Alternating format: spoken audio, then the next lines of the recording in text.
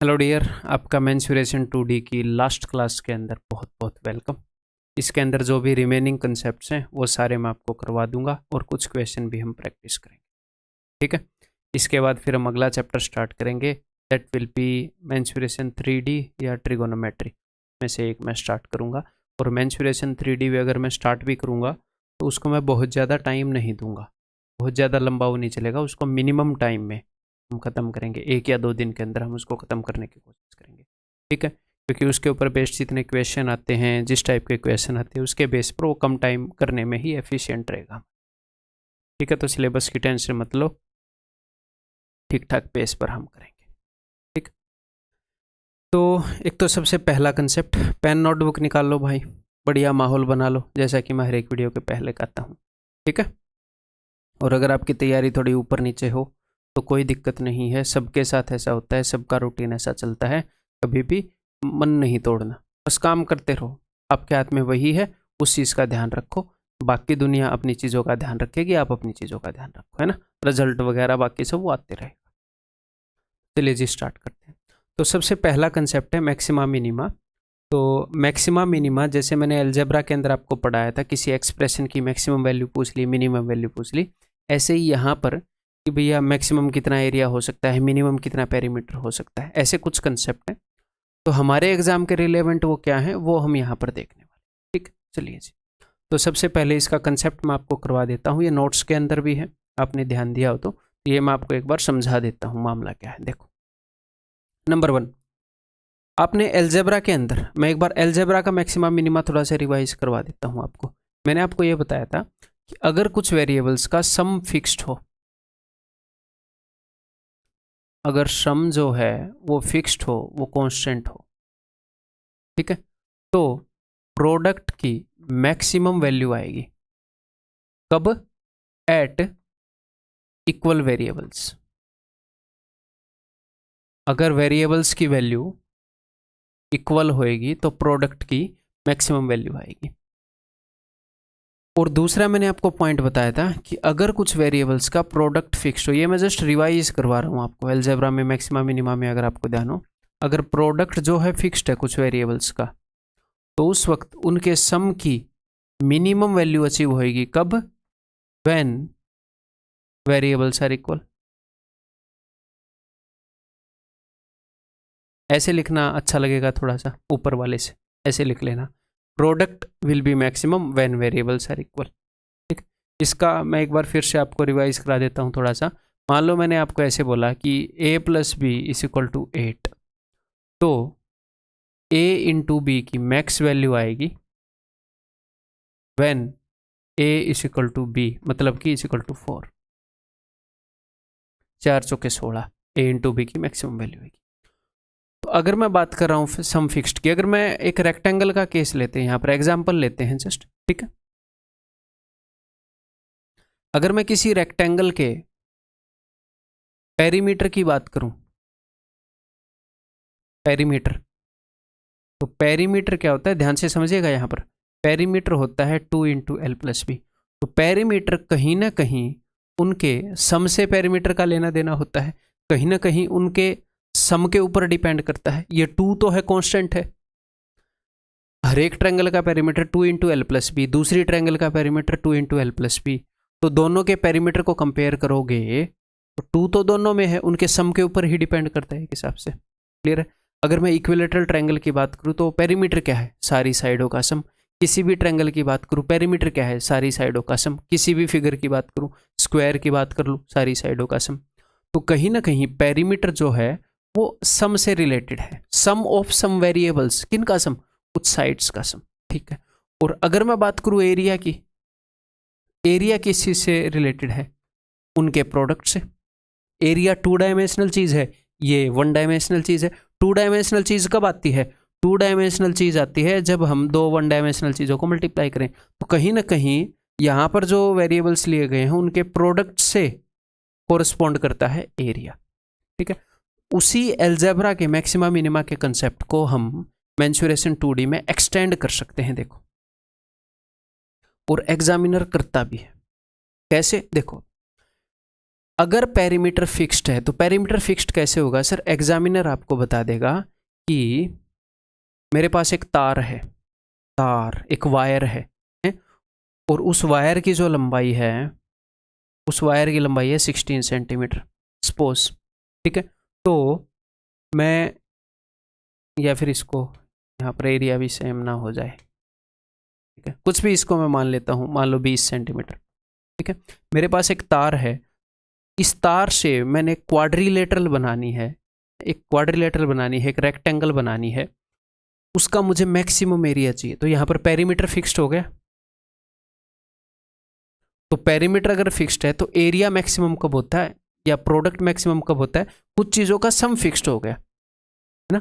तो area maximum होता है जब वेरिएबल्स इक्वल हो। तो यहाँ पर 2 into l plus b is equal to 20, l plus b is equal to 10। तो l into b maximum value achieve करेगा कब? When l is equal to b is equal to 5। अगर इस तार से आपने एक स्क्वायर बना दिया जिसकी साइड 5 है, तो 5 5 25 एरिया हो जाएगा। इससे ज़्यादा एरिया की कोई भी रेक्टेंगल या क्वाड्रिलेटरल आप नहीं बना सकते इससे, ठीक है। उसी कंसेप्ट को मैंने यहाँ पर एक्सटेंड कर दिया,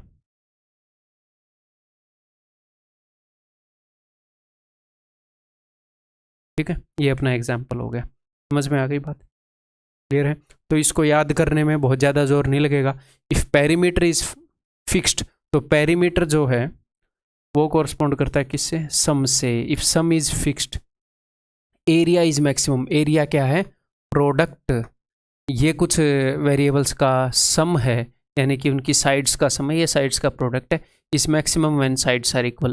तो ये ऐसा नहीं है कि सिर्फ रेक्टेंगल में लागू होगा, ये सारी फिगर्स के ऊपर लागू होगा। स्क्वायर में भी लागू होएगा, 4 साइड वाली ट्रायंगल में भी लागू होएगा, हर एक फिगर के अंदर ये लागू है। जनरली वो हमसे किस में पूछता है? वो हमसे रेक्टेंगल का पूछता है, रेक्टेंगल स्क्वायर इनका पूछता है, ठीक है भाई। ओके, अब अगला कंसेप्ट करते हैं अभी, अलजेब्रा वाला।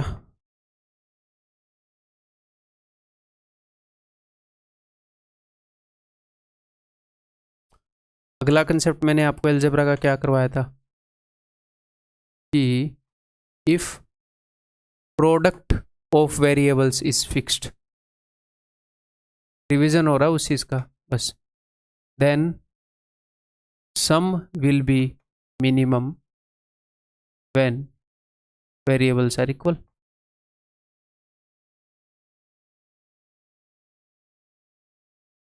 ठीक है, तो यहाँ पर प्रोडक्ट कहीं ना कहीं किस चीज़ से कोरस्पॉन्ड करता है, ऐसे ही बता देते हैं। तो एक बार हाँ एग्जाम्पल भी दे देता हूँ इसका, जैसे यहाँ पर मैंने एग्जाम्पल दिया था। मान लो दो चीज़ें हैं, उनका प्रोडक्ट जो है वो फिक्स्ड है, कुछ भी ऐसा मान, चलो ऐसा ही मान लेते हैं, 8 मान लेते हैं, उनका प्रोडक्ट फिक्स्ड है। अब a प्लस बी की मिनिमम वैल्यू कब आएगी? a प्लस बी की मिनिमम वैल्यू आएगी when a is equal to b is equal to, तो अब a और b, अगर मैं a और b को इक्वल कर रहा हूँ तो दोनों की जगह a पुट कर दो। अब a square is equal to 8, a is equal to 2√2।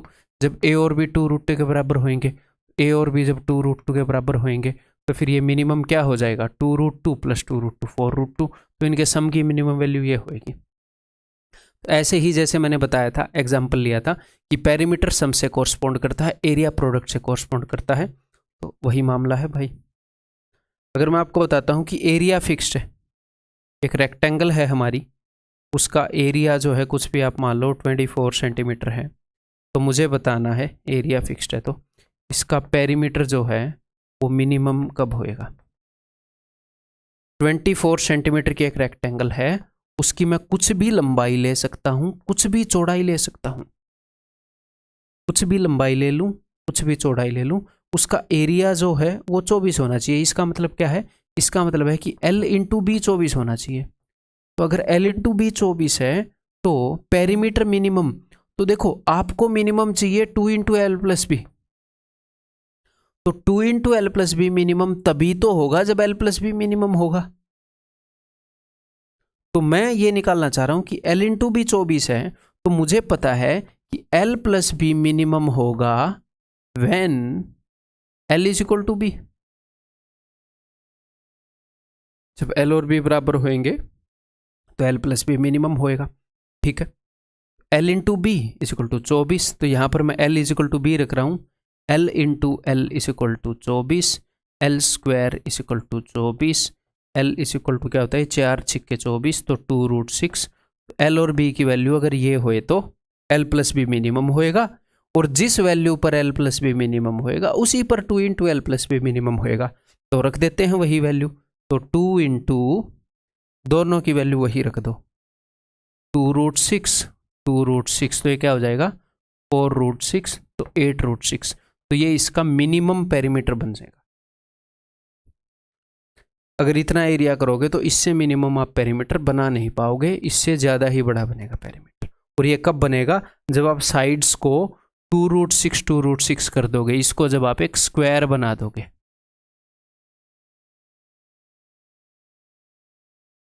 ठीक, समझ में आ गई। तो यहाँ पर मैंने आपका दूसरा पॉइंट एक्सप्लेन कर दिया। अलजेब्रा से मैं लेकर आया हूँ इन चीज़ को, यहाँ पर ये बढ़ाई है, एग्जामिनर भी वहीं से बढ़ाता है। ठीक, वो कहीं से ही बढ़ाए, हम तो रिलेट कर पा रहे हैं ना चीज़ों को। ठीक है, देखो नेक्स्ट, एक तो इस टाइप के क्वेश्चन हो गए। अगले क्वेश्चन हो गए कंपेयरिंग डिफरेंट रेगुलर शेप्स। ये आपको दिख रहा है? हाँ जी दिख रहा है, बहुत बढ़िया। अगर हम अलग अलग रेगुलर शेप्स को कंपेयर करें, क्या मतलब है, सुनो ध्यान से। कभी कभी वो आपसे ये बोलता है कि मेरे पास 1 2 3 4 5, ये 5 शेप्स हैं। मैंने यहाँ पर रेगुलर बोला है, इरेगुलर नहीं। मेरे पास ये 5 शेप्स हैं, ठीक है। इन सब का पेरीमीटर सेम है। मेरे पास एक ही तार है, इस तार से मैं इक्विलेटरल ट्रायंगल बनाऊं, रेगुलर की बात कर रहा हूँ, स्क्वायर बनाऊं, रेगुलर पेंटागन बनाऊं, रेगुलर हेक्सागन बनाऊं या सर्कल बनाऊं, मेरे पास एक तार है, उसी से मैंने बनाना है सब कुछ। यानी कि पेरीमीटर क्या हो गया, फिक्स हो गया। तो मुझे पेरीमीटर मेरा फिक्स है, मुझे मैक्सिमम एरिया चाहिए। तो मैक्सिमम एरिया कब बनेगा, सीधी सी बात बता देता हूँ। सर्कल जो है बहुत ही एफिशिएंट, आपको खुद फील भी होएगा, सर्कल बहुत ही एफिशिएंट फिगर है। ये देखो, एक तो आपने चीज को ऐसे बना रखा है, मतलब कि ऐसे बना रखा है, ऐसे। इसके बाद यहां से यहां तक आप तार को लेकर गए। अगर आप इसको थोड़ा सा गोल कर देते तो देखो कितना एक्स्ट्रा एरिया आ जाता। यहां से यहां तक आप तार को लेकर गए हो, इसको सीधी ले जाने की बजाय अगर ऐसे गोल कर देते तो यहां पर ज्यादा एरिया आ जाता। तो सर्कल ऐसे घेरता है एरिया को। तो सर्कल क्या करता है, सर्कल की प्रॉपर्टी बता रहा हूं, मिनिमम पेरीमीटर के अंदर जैसे जैसे साइडें बढ़ती जाएंगी ना, जैसे जैसे साइडें बढ़ती जाएंगी, मान लो आपके पास तार सेम है, आपने रेक्टेंगल बनाई, फिर आपने स्क्वायर बनाया, तो स्क्वायर का एरिया ज्यादा होएगा। तार सेम है, स्क्वायर की साइड छोटी हो जाएगी इक्विलेटरल ट्रायंगल से, बट स्क्वायर का एरिया ज्यादा होएगा। क्यों? क्योंकि देखो यहां पर ये 3 ऐसे कट लगे, स्क्वायर में क्या हुआ, थोड़े से ज्यादा एरिया को उसने इंक्लूड कर लिया। वो यहां से सीधा ऐसे नहीं भागा, थोड़ा सा ऐसे गया, थोड़ा सा ऐसे गया। ठीक है, क्लियर है? मैं इसको आपको फील कराना चाह रहा हूँ, मैथमेटिक्स इसके अंदर नहीं घुसेड़ना चाह रहा, प्रैक्टिकलिटी से फील कराना चाह रहा हूँ। ठीक है, जब पेंटागन बनाओगे तो ये सर्कल जैसा लग रहा है ना, तो ये ज्यादा एरिया घेरेगा। ये देखो कैसे ऐसे तिरछा है। जब हेक्सागन बनाओगे, जब 7 साइडों वाला बनाओगे, 8 साइडों वाला बनाओगे, तो जितनी ज्यादा साइडों वाला बनाओगे उसी पेरीमीटर से रेगुलर पॉलीगन, उतना ही ज्यादा एरिया घेर लेंगे। सर्कल देखो मैक्सिमम एरिया घेरने की कोशिश कर रहा है, ऐसे चारों तरफ से घूम के आ रहा है। तो सर्कल मिनिमम पेरीमीटर के अंदर मैक्सिमम एरिया घेर लेता है। अगर आपने ये बात याद रख ली तो ये काम आपका हो गया मेरे भाई। कैसे? अब सुनो, वो क्या करेगा, वो ये बोलेगा मेरे पास एक तार है, या फिर ऐसे बोलेगा कि मेरे पास ये 4 फिगर हैं, इनका पेरीमीटर सेम है, बताओ मैक्सिमम एरिया कितना किसका है। या फिर ऐसे बता दो, इनको असेंडिंग या डिसेंडिंग ऑर्डर में रखो, तो जिसकी सबसे ज्यादा साइड उसका सबसे ज्यादा एरिया। सिंपल। ओके जी, एक और बात, सर इसकी साइड तो 0 है, सर्कल की 0 साइड नहीं है, सर्कल की साइड है इनफाइनाइट। जब आप साइडों को बढ़ाते जाते हो तो सर्कल जैसी फिगर बननी स्टार्ट हो जाती है। तो इनफाइनाइट साइड के पॉलीगन को बोलेंगे हम सर्कल, ना कि 0 साइड के पॉलीगन को। ठीक है, तो सबसे ज्यादा एरिया इसका होगा। तो एक तो ये बात होगी। अगर हम रेगुलर फिगर्स को कंपेयर करें तो जिसकी जितनी ज्यादा साइड उसका उतना ही ज्यादा एरिया। अगर मैंने पेरीमीटर फिक्स कर दिया और बोला मैक्सिमम एरिया घिरवाओ भाई, तो आप सर्कल को लेकर आओगे। अब इसका उल्टा क्वेश्चन पूछता हूं। अब की बार मैंने एरिया फिक्स कर दिया एरिया फिक्स है, एरिया लिमिटेड है, उतना ही एरिया घेरना है, उसके लिए मुझे मैक्सिमम पेरीमीटर किस फिगर का होगा? ये मिनिमम पेरीमीटर के अंदर मैक्सिमम एरिया घेरने के लिए फेमस है। सर्कल को उठाओ जब आपको मैक्सिमम एरिया घेरना है, ठीक है, मिनिमम पेरीमीटर में एफिशिएंट बंदा है। हाँ, इससे पीछे आते जाओगे, अगर एरिया फिक्स्ड है, फिक्स्ड एरिया और आपको मैक्सिमम पेरीमीटर चाहिए, इस भाई का होगा, जिसकी कम साइड है वो मैक्सिमम पेरीमीटर खर्च कर देता है, बहुत ज्यादा पेरीमीटर, सबसे ज्यादा पेरीमीटर इसका होगा। अगर एरिया सबका सेम है तो पेरीमीटर इसका सबसे ज्यादा है, एरिया उसका सबसे ज्यादा है। समझ में आ गई बात? क्लियर है? फिगर जितनी सिमेट्रिकल होएगी उतना ज्यादा एरिया घेरेगी। अगर मैं ट्रायंगल्स की ही बात करूं, अगर मेरे पास पेरीमीटर सेम है, मेरी बात को ध्यान से सुनिएगा, पेरीमीटर सेम है और मैं 3 ट्रायंगल बना रहा हूं उसी पेरीमीटर की, एक स्केलन, एक आइसोस्केलस और एक क्या बोलते हैं इक्विलेटरल, ठीक है, तो सबसे ज्यादा एरिया इसका होएगा। फिर आप बोलोगे सर दूसरे नंबर पर इसका होएगा, नहीं, इनके बारे में कह नहीं सकते। क्यों? ये तो ज्यादा सिमेट्रिकल है। क्यों इसलिए नहीं कह सकते? क्योंकि ऐसी ऐसी ट्रायंगल भी बना दोगे फिर आप ऐसे नुकीली, ये एरिया ही नहीं घेरेगी, सिर्फ पेरीमीटर लेकर बैठ जाएगी। तो इनके बारे में भी कैन नॉट से, वो डिपेंड करता है कि भैया कैसी ट्रायंगल बनाई है। ज़्यादा से ज़्यादा एरिया तब घेरा जाएगा जब ये साइड्स हैं ये सारी इक्वल हों। आप ऐसे कर दोगे कि ये 5 और ये 1, सारी की सारी साइड जब इक्वल के बराबर हों, लगभग तो इक्वल हों एटलीस्ट, तो ये देखो कहाँ है इक्वल, ये इतनी बड़ी बड़ी, ये इतनी छोटी, तो इस केस में तो नहीं घेर पाएगा एरिया, ठीक है। तो मैं यहाँ पर कहना क्या चाह रहा हूँ, यहाँ पर मैं ये कहना चाह रहा हूँ कि अगर 2 ट्रायंगल्स को कंपेयर करना है, जो इक्विलेटरल ट्रायंगल है उसका हमेशा एरिया ज़्यादा होएगा। दूसरी कोई भी ट्रायंगल आ जाए, राइट एंगल आ जाए, आइसोस्केलस आ जाए, अगर पेरीमीटर सेम है तो। अगर मेरे पास एक स्क्वायर है, अब कोई भी क्वाड्रिलेटरल बना लो, इस पेरीमीटर की, इस भाई का एरिया सबसे ज़्यादा होएगा। जो रेगुलर फिगर्स हैं उनका एरिया सबसे ज़्यादा होता है। मिनिमम पेरीमीटर में मैक्सिमम एरिया घेरती हैं रेगुलर फिगर्स, यही चीज़ मैंने लिख रखी है।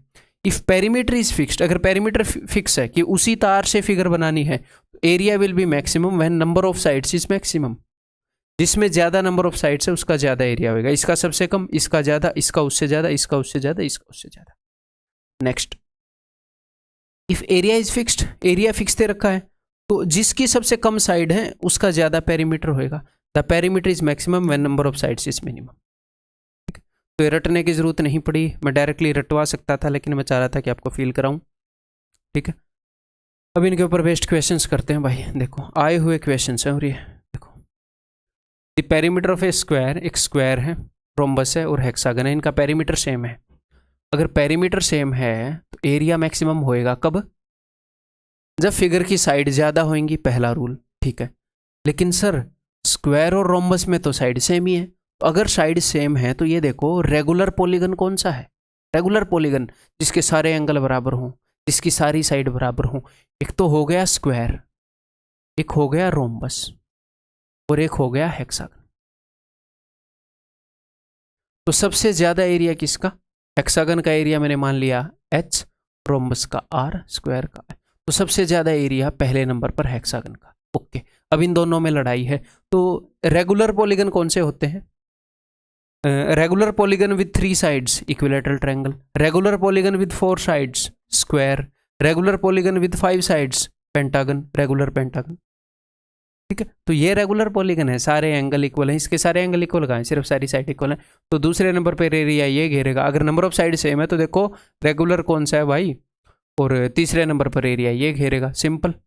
तो यहाँ पर कई बच्चे इसको सॉल्व करेंगे बेचारे, उनको ठीक से पढ़ाया नहीं जाएगा, तो सॉल्व करेंगे, पेरीमीटर सेम लेंगे, ऐसी वैल्यू लेंगे जो इतने हिस्सों में बांटी जा सकती है, इसके साथ कुछ कर नहीं पाएंगे। तो आप डायरेक्टली लिखोगे हेक्सागन का एरिया सबसे ज़्यादा, ठीक है, उससे कम स्क्वायर का, उससे कम अपने रोम्बस का। Option C. नेक्स्ट,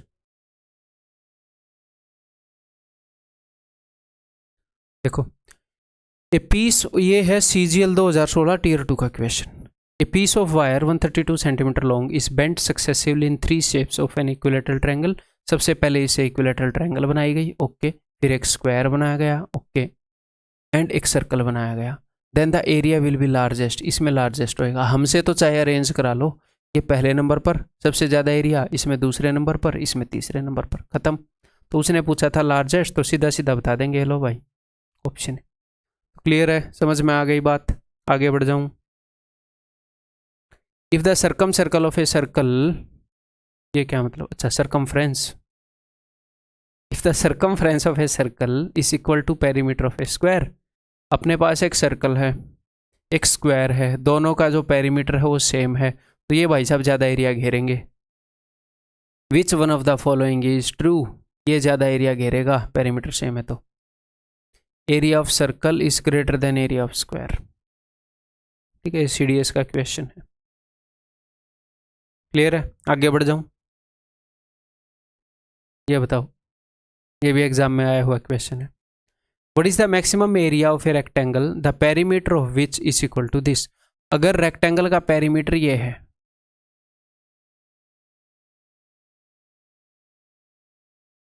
दो वेरिएबल्स का सम ये है, तो इनके प्रोडक्ट का मैक्सिमम वैल्यू होएगा when L is equal to b, और L is equal to b यानी कि ये भी 9/2 और ये भी 9/2। ठीक है, तो ये मैक्सिमम वैल्यू क्या हो जाएगी? 9/2 इंटू 9/2। अब आपके दिमाग में आ सकता है कि सर L और बी इक्वल हो गई तो ये तो स्क्वायर बन गया। तो मेरे भाई, स्क्वायर भी एक रेक्टेंगल है, एक ऐसी रेक्टेंगल है जिसकी सारी साइड्स बराबर हैं। रेक्टेंगल जो है उसकी क्या प्रॉपर्टी है कि सारी साइड्स 90 डिग्री पर हो। बस रेक्टेंगल की ये प्रॉपर्टी तो नहीं है ना कि एक साइड दूसरी से लंबी हो ना। किसी भी फिगर की सारी साइड अगर 90 डिग्री पर होंगी, मतलब कि क्वाड्रिलेटरल की, चतुर्भुज की, तो उसको हम रेक्टेंगल घोषित कर देंगे। हाँ, अगर रेक्टेंगल की सारी साइड इक्वल हो गई तो वो एक ऐसी रेक्टेंगल है जिसकी सारी साइड इक्वल है, तो इसलिए हम उसको स्क्वायर बोल सकते हैं। ठीक है, तो square is a special case of a rectangle. ठीक, तो एरिया क्या हो गया? 81/4, तो 20.25। क्लियर है? नेक्स्ट ये बताओ, ये CGL में आया हुआ है।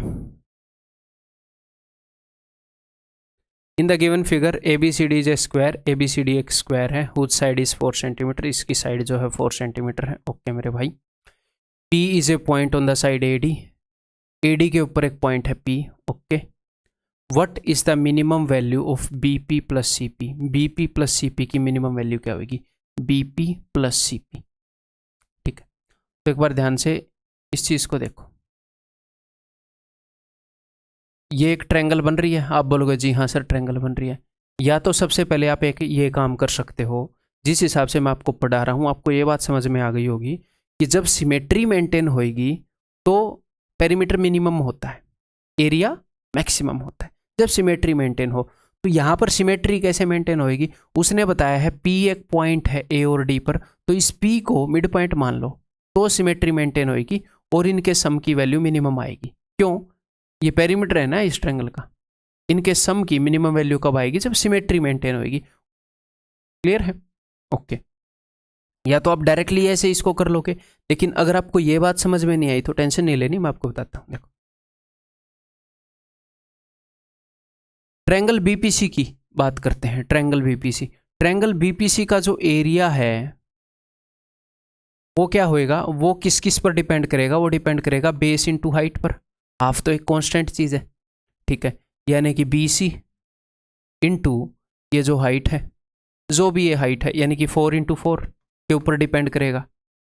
ठीक है, तो एरिया तो कांस्टेंट है, इसका बेस 4 है, पॉइंट P को कहीं पर भी ले लो, हाइट तो 4 ही रहेगी। हाँ जी, अगर एरिया फिक्स्ड है और पेरीमीटर मिनिमम चाहिए, ये बोल रहा है BP प्लस CP की minimum value, BP plus CP की अगर मिनिमम वैल्यू हुई तो BC तो फिक्स्ड है, अगर इन दोनों की मिनिमम वैल्यू आई तो पूरा पेरीमीटर मिनिमम हो जाएगा। तो एरिया फिक्स्ड है, पेरीमीटर मिनिमम चाहिए, तो इसका क्या मतलब है?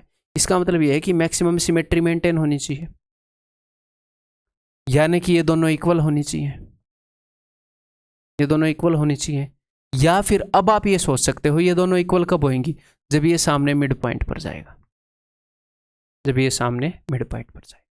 क्लियर है? तो ये 4 है, ये 4 है, ये 2 है, ये 2 है। मैं डायरेक्टली आपको ये रटवा भी सकता था ये मिनिमम होएगी जब ये मिड पॉइंट पर जाएगा। मैं आपको एटलीस्ट थोड़ी सी सेंस देना चाह रहा हूँ। कुछ क्वेश्चन ऐसे हैं जिनको मैथमेटिकली प्रूव हमें नहीं करना चाहिए, ठीक है, वो टाइम टेकिंग हो जाएंगे, मतलब रिलेवेंसी से बाहर चले जाएंगे। तो अभी जो मैं आपको सेंस दे रहा हूँ वो सेंस भी होनी चाहिए, ठीक, क्लियर।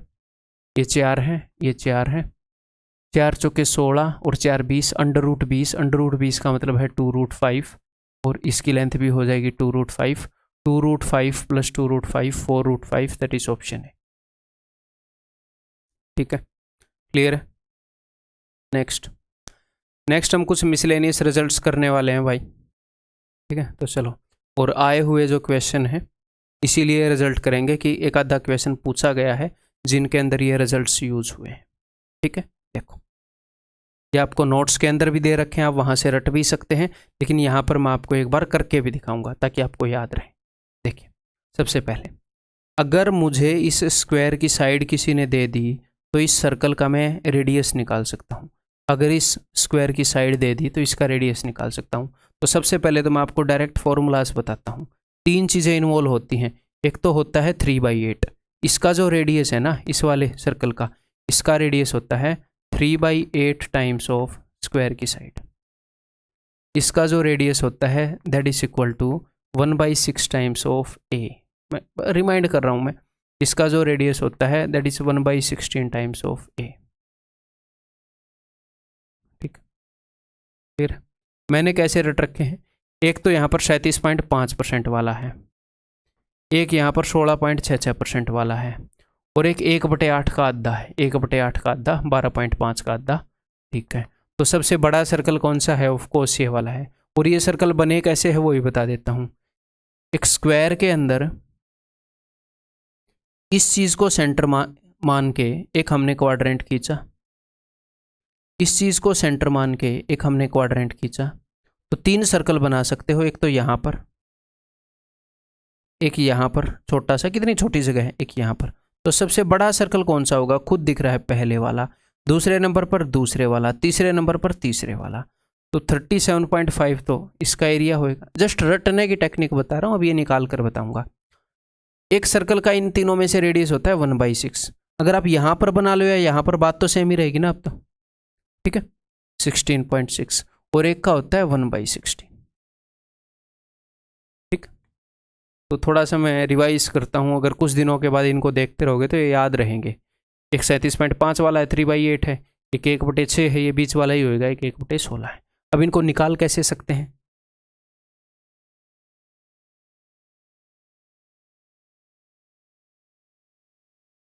देखो, तो कोई ना कोई राइट एंगल ट्रायंगल बनानी पड़ेगी, पाइथागोरस थ्योरम लगाएंगे तीनों में, देखते हैं भैया कैसे लगता है। उस राइट एंगल ट्रायंगल के अंदर इस स्क्वायर की साइड भी इन्वॉल्व हो ताकि ए के टर्म में निकाल पाएँ, और इसका रेडियस भी इन्वॉल्व हो जो मैंने आर मान लिया, ठीक है। बताओ फिर, यहाँ से अगर मैंने यहाँ पर परपेंडिकुलर ड्रॉप किया तो ड्यू टू सिमेट्री ये पॉइंट इस साइड को आधे आधे हिस्सों में बांट देगा, तो ये हो जाएगा a/2, ये भी हो जाएगा a/2। और यहाँ से लेकर यहाँ तक क्या होएगा ये आप बताओ। अगर यहाँ से लेकर यहाँ तक आपको नहीं पता लग रहा है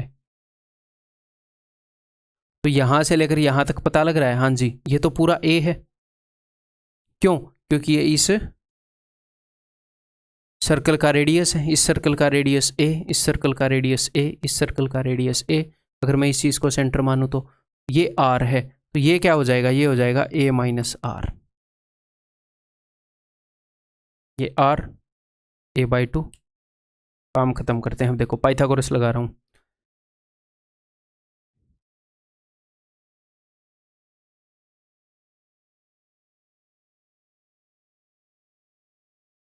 इसका स्क्वायर इज इक्वल टू इसका स्क्वायर प्लस इसका स्क्वायर।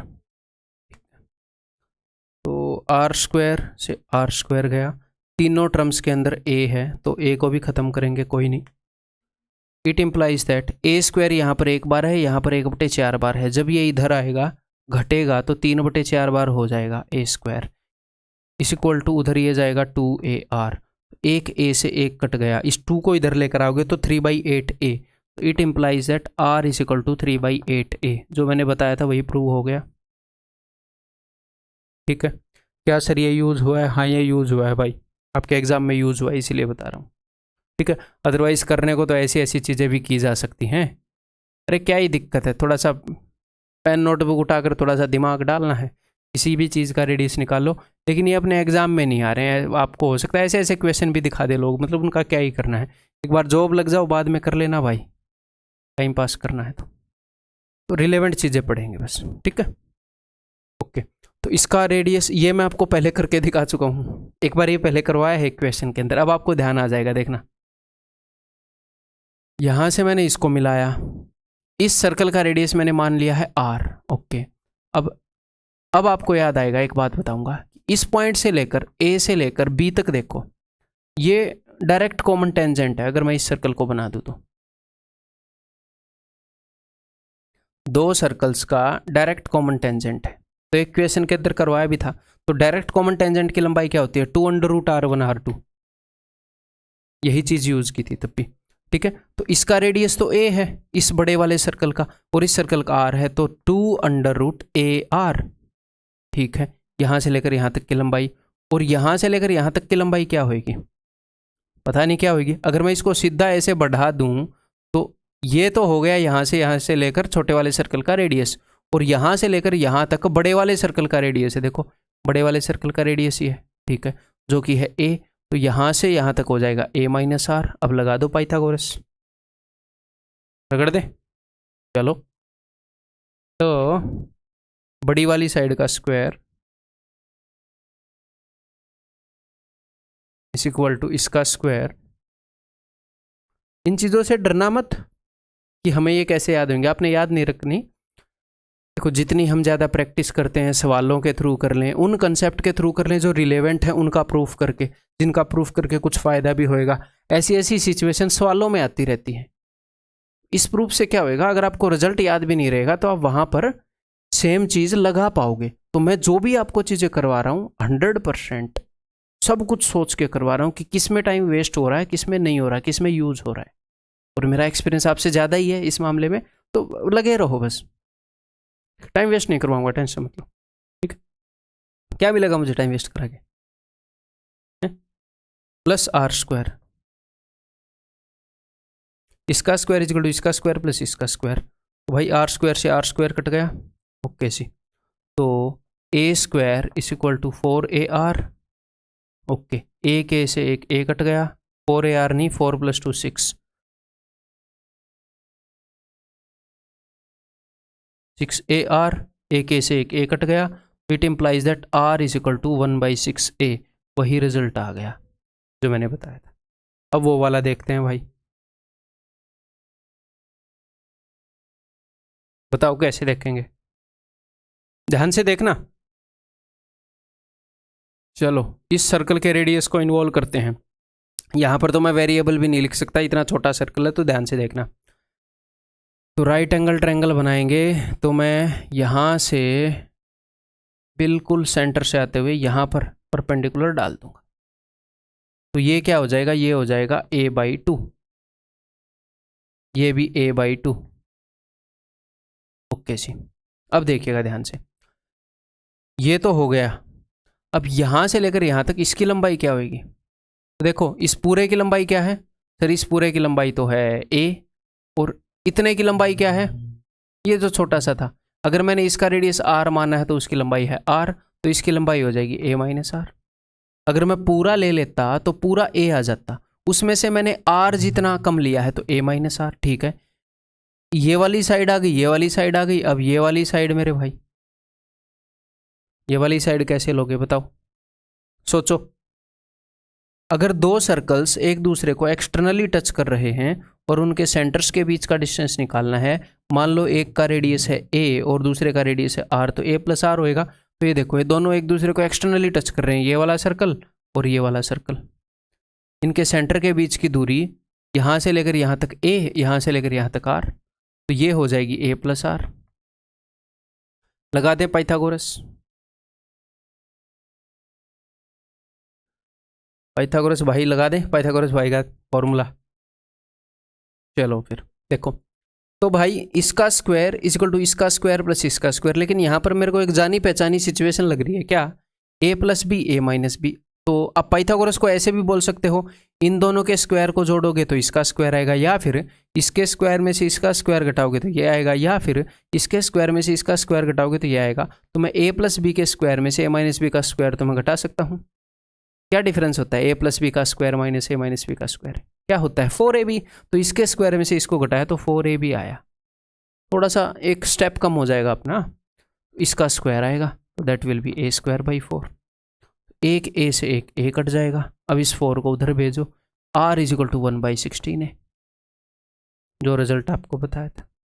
ठीक, क्लियर है? आगे बढ़ जाऊँ अब। नेक्स्ट, पहले रिजल्ट कर लेते हैं कुछ मिसलेनियस रिजल्ट, उसके बाद इन सब के ऊपर बेस्ट क्वेश्चन करेंगे। नेक्स्ट रिजल्ट है भाई स्क्वायर इनसाइड स्क्वायर। देखो, अगर पहले आपको जनरलाइज्ड एक रूल बताता हूं, जनरलाइज्ड या फिर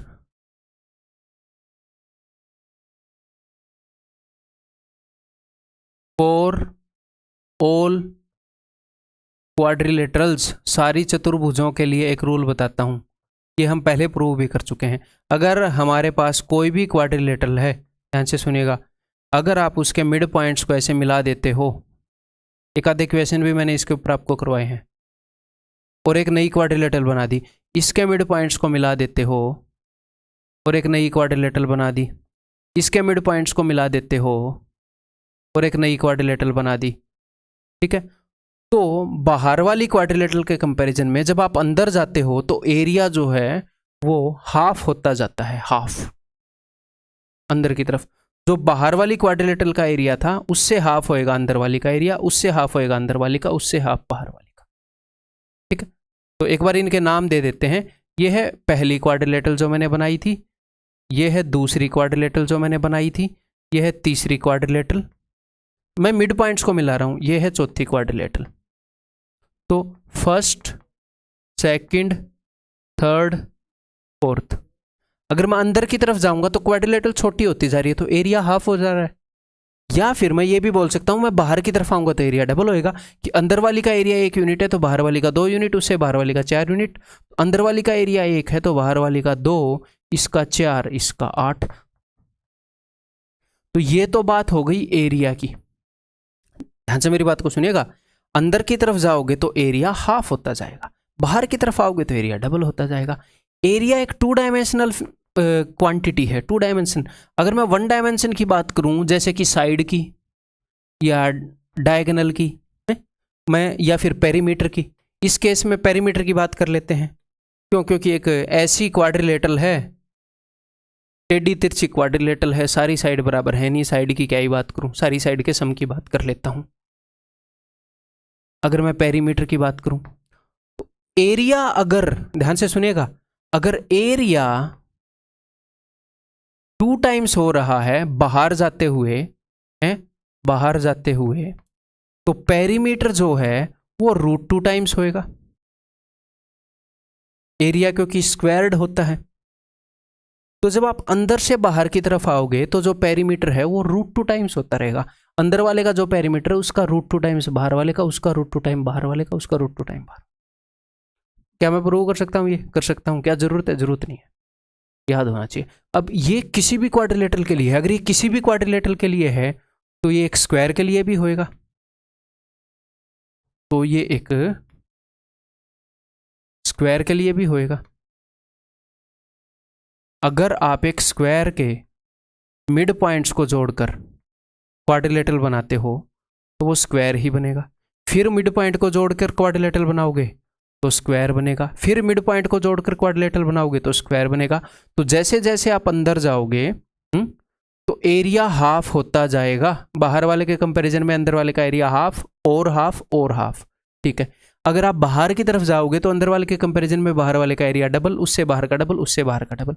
तो जब हम बाहर की तरफ जाएंगे तो बाहर की तरफ जाएंगे तो एरिया होता जाएगा 2 टाइम्स, और अब की बार जो स्क्वायर है इसकी सारी साइड बराबर है, ये सारी सिमिलर है ना, बाहर वाला भी स्क्वायर, अंदर वाला भी स्क्वायर, अंदर वाला भी स्क्वायर, अंदर वाला भी स्क्वायर।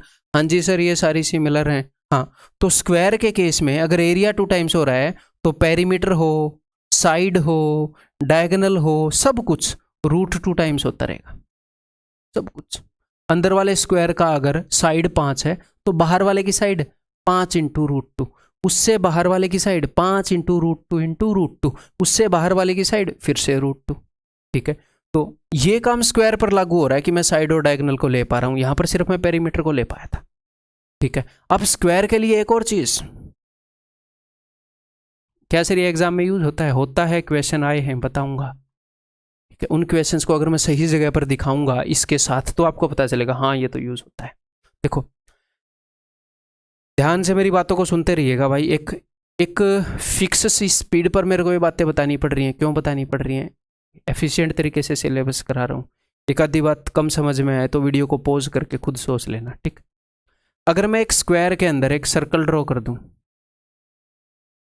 इसके अंदर फिर से स्क्वायर ड्रॉ कर दूं, इसके अंदर फिर से सर्कल ड्रॉ कर दूं, इसके अंदर फिर से स्क्वायर ड्रॉ कर दूं, इसके अंदर फिर से सर्कल ड्रॉ कर दूं, ऐसे मैं चलता रहूं तो कुल मिलाकर जब मैं बाहर की तरफ जाऊंगा तो जो स्क्वायर है या फिर सर्कल है इन दोनों के ऊपर ये चीज लागू होगी।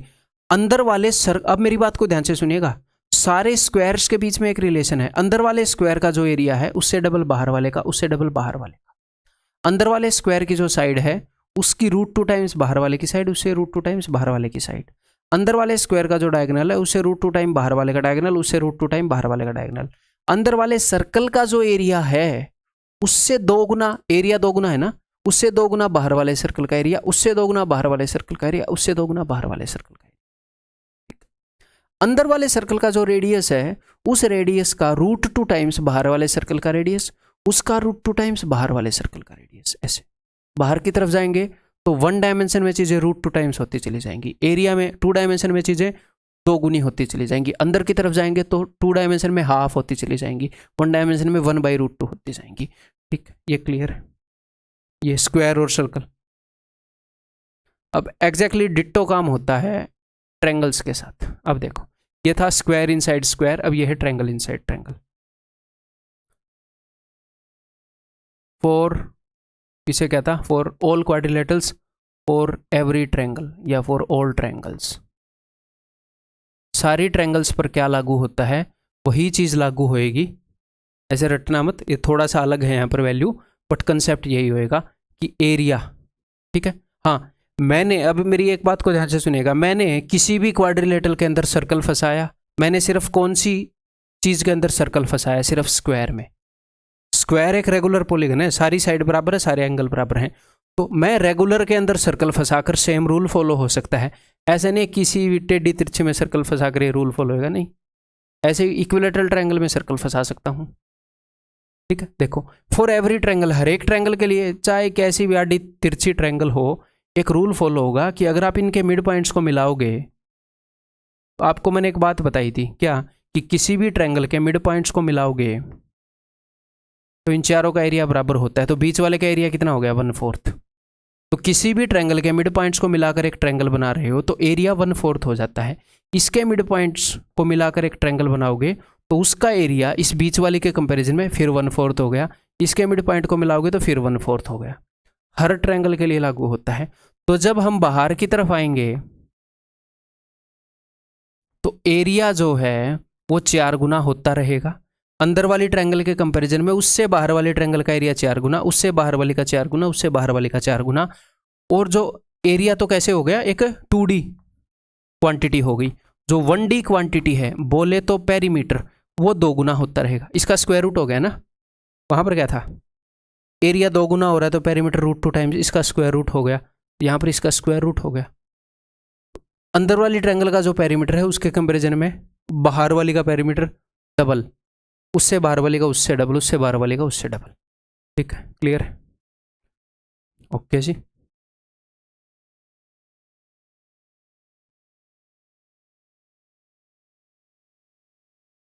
फॉर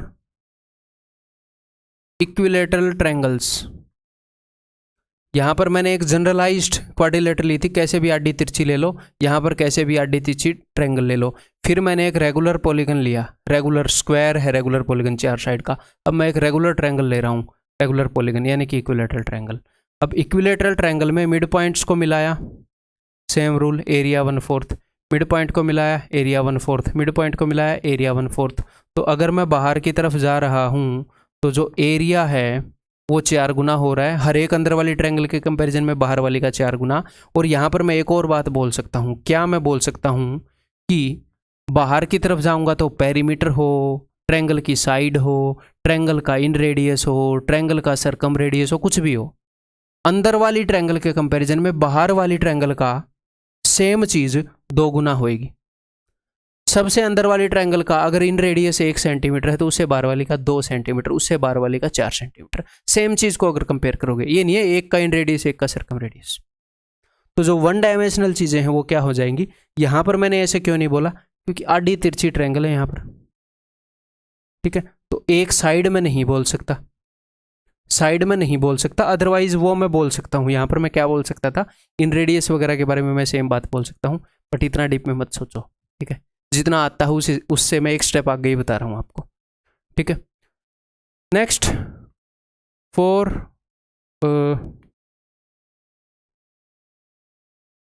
ऑल इक्विलेटरल ट्रायंगल्स, अगर मैं सर्कल फंसाऊंगा तो सेम काम चलेगा। मैंने इसके अंदर सर्कल फंसाया, इक्विलेटरल ट्रायंगल बनाई, सर्कल फंसाया, इक्विलेटरल ट्रायंगल बनाई। तो जब आप बाहर की तरफ जाओगे तो ट्रायंगल और सर्कल सेम रूल फॉलो करेंगे। अंदर वाले सर्कल के कंपैरिजन में बाहर वाले सर्कल का एरिया 4 गुना, अंदर वाले सर्कल के कंपैरिजन में बाहर वाले सर्कल का रेडियस 2 गुना, पेरीमीटर 2 गुना।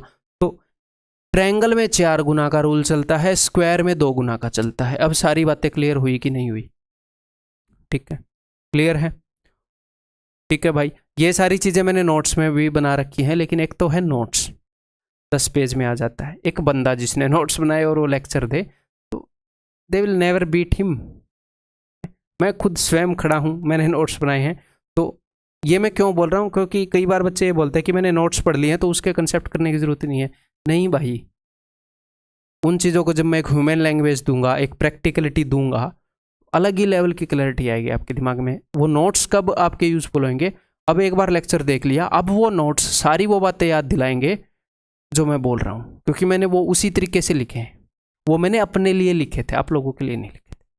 अरेंजमेंट ताकि हो जाएगी सारे कंसेप्ट की, इसके बाद ये करा दो, इसके बाद ये, बट वो दे दिया आपको कि ठीक है यार, हेल्प हो जाएगी बच्चों की, ठीक।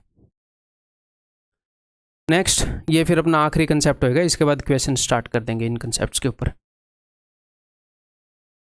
ठीक है। चलो जी, तो यहाँ पर मैं आपको फॉर्मूला रटवा सकता हूँ, लेकिन मैं फॉर्मूला रटवाऊंगा नहीं। वो जो फॉर्मूला अगर आपने रटना है तो अपने प्लेन ज्योमेट्री के नोट्स के अंदर वो मिलेगा, बट मैं यहाँ पर आपको एग्जाम में कैसे क्वेश्चन आते हैं उस हिसाब से चीज़ें बताऊँगा।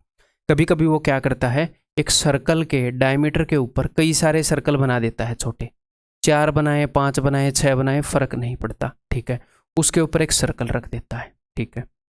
तो 2 सिचुएशन होगी, या तो इवन नंबर ऑफ सर्कल बना देगा या ओड नंबर ऑफ सर्कल बना देगा। वहां पर 5 सर्कल बना दिए, तो दोनों में अलग अलग तरीके से चीजें निकलेंगी। कैसे, देखो,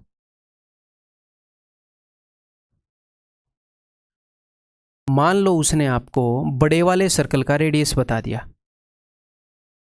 वो जनरली क्या करता है कि बड़े वाले सर्कल का रेडियस बता दिया या अंदर वाले का रेडियस बता दिया, बाहर वाले का पूछ लिया। तो मैं क्या करूंगा, बाहर वाले सर्कल का रेडियस और ये जो छोटे वाले सर्कल का रेडियस है, इनका रेडियस कंपेयर करूंगा। आप बोलोगे सर इन सर्कल्स का, नहीं। अगर मैंने सबसे बड़े सर्कल का रेडियस आपको बता दिया, मान लो क्या बताऊं मैं, 8 बता देता हूं, ठीक है। मान लो मैं आपको सबसे बड़े सर्कल का रेडियस बताऊं, तो इन छोटे छोटों का तो आ ही जाएगा मेरे भाई। देखो यहां से लेकर यहां तक 8 है, और 1 2 3 4, उसको 4 बराबर हिस्सों में बांटा गया है। तो इन छोटों का नहीं पूछेगा वो आपसे, वो इसका पूछेगा। बड़े का बता दूंगा तो इनका तो आ ही जाएगा, ये डायमीटर पर पड़े हैं, इनका तो आ ही जाएगा, ठीक है, ओके। अब देखो इसका रेडियस मैं मान लूंगा r। अब मैं एक राइट एंगल ट्रायंगल बनाऊंगा, ठीक है। उसकी आपने साइड्स बतानी है ताकि हम पाइथागोरस थ्योरम लगा पाए। तो बताओ जी कैसे बताएंगे। ये तो आप इजीली बता दोगे, ये 2 है, ये 2 है, इसका रेडियस मैंने r मान लिया, तो ये हो गई r+2, ठीक है सर। ये हो गई 2, ये कैसे बताओगे, सोचो फिर से। देखो ये क्या है r, तो यहां से लेकर यहां तक ये पूरी कितनी है, ये पूरी है सर 8, ये तो रेडियस है। हाँ जी, ये r है तो ये हो गया 8 माइनस आर। तो ऐसे पाइथागोरस लगा देंगे, बस लगा दूँ फिर एक बार। देखो r प्लस 2 का स्क्वायर यानी कि r square plus 4 plus 4r। इसका जो फॉर्मूला नोट्स के अंदर लिखा है मैं भी वो पर्सनली याद नहीं रखता। साल 3 साल 4 साल में एक बार ये क्वेश्चन आएगा, कहीं किसी शिफ्ट में आएगा, तो तब तक वो फॉर्मूला याद नहीं रहेगा। 2 मिनट लगेंगे, 2 मिनट तो कहाँ लगेंगे, मतलब थोड़ी सी देर लगेगी, वो करके तुरंत आ जाएगा, देखना भी आप। मतलब ये मेरा पर्सनल ओपिनियन है, आप चाहो तो फॉर्मूला रट सकते हो, ठीक है। जो काम का फॉर्मूला है, जो रटने का, मैं बताऊंगा आपको कि इसे मत भूल जाना, ठीक है। ये भी नहीं है कि मैं फॉर्मूलों से आपको बचा रहा हूँ, कि बिना बात के फॉर्मूले से बचा रहा हूँ। इसका square 64 plus r square minus 16r। क्योंकि ये नहीं है कि मैं आपको मैथमेटिशियन बनाना चाह रहा हूँ, मुझे ये पता है कि आपको सारे सब्जेक्ट बैलेंस करने पड़ेंगे अगर आप जॉब चाहते हो। ईगो सेटिस्फेक्शन करनी है, एक सब्जेक्ट पढ़ना है, कईयों को सिर्फ इंग्लिश पढ़नी होती है, कईयों को सिर्फ जीएस पढ़नी होती है। मेरी जीएस में इतने आ रहे हैं 38, किसी के नहीं आते, जॉब नहीं लेंगे वो। कईयों को सिर्फ मैथ पढ़ना होता है, मैथ में आ रहे हैं 185 प्लस 200 में से, बट बाकियों में घिसड़े पड़े हैं, तो उनके लिए I am not the right person, ठीक है। जॉब लेनी है, बढ़िया रैंक लेनी है, तो सब कुछ बैलेंस करके चलना पड़ता है। तो कम बर्डन में कोई सिलेबस बहुत ही बेहतरीन तरीके से कैसे कराया जा सकता है, वो कोशिश रहती है। देखो बहुत तारीफ होगी अपनी। क्या हो गया? ठीक है, आर स्क्वायर से आर स्क्वायर कट गया भाई, 4 से 4 कट गया, ठीक है। 16r को इधर ले आऊँगा तो 20r equal to 64, r is equal to 4 से काट दूंगा तो 16/5 खत्म। कितनी देर लगती है इसमें, ठीक है। अब अगर वो निकालना हो तो देखो, ये तो बहुत ही सिंपल है। मान लो मैंने इसका रेडियस आपको बता दिया, कुछ भी 20 मान लो, बड़े वाले का, सबसे बड़े वाले सर्कल का रेडियस 20 मैंने आपको बता दिया। तो देखो यहाँ से लेकर यहाँ तक कितने हिस्से हैं, 1 2 3 4 5, तो 20 का 1/5 ये हो गया 4, ठीक है। ये भी हो गया 4, ठीक है। यहाँ से यहाँ तक ये पूरा कितना होगा, यहाँ से लेकर यहाँ तक, तो ये पूरा तो हो जाएगा भैया। सबसे बड़े वाले का रेडियस है, आप बोलोगे जी हाँ, सबसे बड़े वाले का रेडियस तो 20 है, तो 20 में से 4 गए, ये कितना हो जाएगा, ये 16। अगर ये 16 है तो ये 8 ही 8। तो अगर ओड नंबर ऑफ सर्कल है तो सीधा ये रेडियस खींच के ही पता लग जाएगा। अगर इवन नंबर ऑफ सर्कल हैं तो पाइथागोरस थ्योरम करना पड़ेगा काम, ठीक है। क्लियर है? क्वेश्चंस को रगड़ना स्टार्ट कर दें, थोड़ी सी देर लगेगी। अब देखो ये है भाई CGL टीयर 2 21 फरवरी 2018 को जो पेपर हुआ था उसमें पूछा गया क्वेश्चन, ठीक है। अब इसके अंदर 3 सर्कल होते हैं, सबसे बड़े वाला ये है, इसकी साइड कितनी है 8, इसका रेडियस होएगा, मैं आपको रिवाइज करवा रहा हूँ, यहाँ पर होता है 3/8, ठीक है। एक इससे छोटे वाला ये होता है जो कि होता है 1/6, इसका रेडियस हो जाएगा 1/6 × 8। एक ये भाई साहब होते हैं, इनका रेडियस होता है 1/16 × 8। तो जो हमें रेडियस चाहिए वो है 1/2 और उसका एरिया बताना है, ठीक है। πr², पाई 1/4, 2 दूनी 4, 2 11, 11/14। क्लियर है? समझ में आ गई बात? तो इसको अपने नोट्स के अंदर ये जो रिजल्ट्स हैं इनको एक जगह लिखोगे, बार बार इनके ऊपर नज़र मारोगे कि इन केस अगर ये आ जाए तो हम डायरेक्टली कर दें। ये 3 है, ठीक है। नेक्स्ट ये देखो, ये आया हुआ नहीं है, खुद वैसे ही बनाया हुआ है।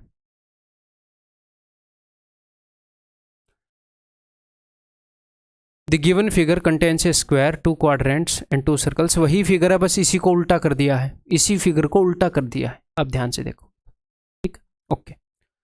If the side of the square is equal to 16, अगर स्क्वायर की साइड 16 है, then find the difference between the areas. तो छोटे वाले सर्कल का रेडियस क्या होगा? छोटे वाले सर्कल का रेडियस हम जानते हैं 1/16 × 16, दैट इज 1। बड़े वाले सर्कल का रेडियस क्या होगा? 3/8 × 16। डायरेक्टली मैं वो रिजल्ट वो यूज़ कर रहा हूँ, 8 दूनी 16, 2 3 6, ठीक है। तो इनके एरिया का डिफरेंस क्या होगा? एरिया का डिफरेंस हो जाएगा πr² minus πr²। Pi common आ जाएगा, पाई पड़ा हुआ है ऑप्शन में, तो पाई 36 - 1 35 पाई, ऑप्शन बी, ठीक है। क्लियर है? Next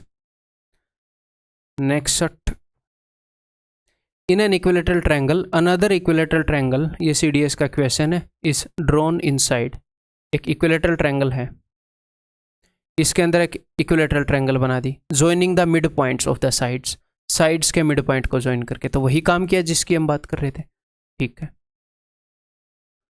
and the process is continued up to 7 times, 7 बार ये काम किया, ऐसे बनाते रहे। तो आपको एग्जैक्टली एग्जाम में बनानी नहीं है, वहां पर ऐसे चित्रकार नहीं बनना है, ठीक है, वो आगे कुछ बताएगा, अंदर ही बना रहे हैं वहां पर। What is the ratio of area of 4th triangle to that of the 7th triangle. तो देखो पहली, दूसरी, तीसरी, चौथी, 5वीं, 6ठी, 7वीं, उसने 7 ट्रायंगल बनाई। उसने 4th और 7th का पूछा था, तो मैं 4, 5, 6, 7 ही लिख सकता था सिर्फ, लेकिन आपको समझाने के लिए लिख रहा हूँ, ठीक है। तो उसने बाहर वाली ट्रायंगल को फर्स्ट बोला है, तो अगर मैं अंदर जाता जाऊंगा तो एरिया जो है वो 1/4 होता जाएगा, ठीक है। अगर मैं बाहर आता जाऊंगा तो एरिया 4 गुना होता जाएगा। तो मैंने 7वीं ट्रायंगल के एरिया को मान लिया 1, तो 6ठी ट्रायंगल का एरिया क्या हो जाएगा, 4 गुना 4, इसका एरिया 4 गुना 4 चौके 16, इसका एरिया 16 चौके 64, इसका और इसका रेशियो पूछ रहा था 64:1। आया हुआ क्वेश्चन एग्जाम में, क्लियर है, समझ में आ गई कि कैसे डायरेक्टली वो कंसेप्ट यूज हो रहा है, ठीक है। ये CGL Tier 2 का क्वेश्चन है, देखो अब एग्जैक्टली वही काम उसने किया है, स्क्वायर के अंदर स्क्वायर बना दिया, उसके अंदर स्क्वायर बना दिया, फिर एंड में एक सर्कल बना दिया, तो स्क्वायर इनसाइड स्क्वायर वाला कंसेप्ट यूज हो रहा है, ठीक है। देखते हैं अब, इन the given figure ABCD is a square, EFGH is a square, EFHG मतलब कोई नहीं, यहाँ पर गलत बन गई फिगर मेरे ख्याल, कोई नहीं। EFGH is a square found by joining the mid points, mid points को ज्वाइन करके स्क्वायर बना दिया, ठीक है। LMNO भी स्क्वायर बना दिया joining the mid point, A circle is inscribed inside, ठीक है। If the area of the circle is this, what is the area of the square ABCD। अब मेरी बात ध्यान से सुनो, सबसे बाहर वाले स्क्वायर का एरिया निकालना है, ठीक है। तो सबसे बाहर वाले का एरिया मत निकालो, इससे अंदर वाले का भी मत निकालो, इससे अंदर वाले का निकालो, क्योंकि इसके कॉन्टेक्ट में है सर्कल। इस अगर आपने सबसे अंदर वाले स्क्वायर का एरिया निकाल दिया तो उसको डबल करना, बाहर वाले का आ जाएगा, उसको डबल करना, बाहर वाले का आ जाएगा, खत्म।